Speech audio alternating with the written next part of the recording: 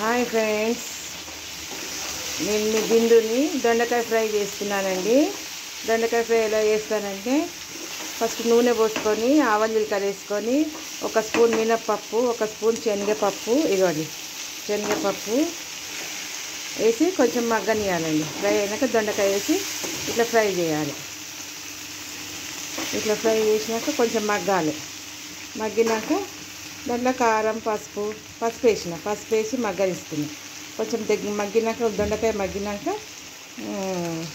ధనియాల పొడి, కారము, కొంచెం కొన్ని ఎల్లిగడ్డలు దంచి వేసి దించేయాలండి. అంతే, దొండకాయ ఫ్రై ఈజీ అండి ఫ్రెండ్స్. ఇక ఇట్లా మగ్గిపోయిందండి, మంచిగా మగ్గింది. ఇక ఎంత బాగా మగ్గింది.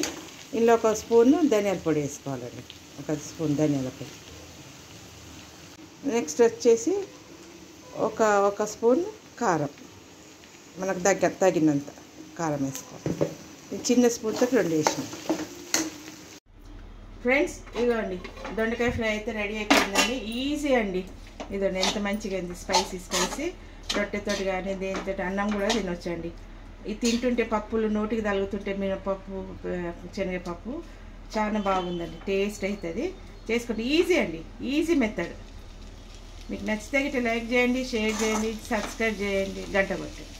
బాయ్.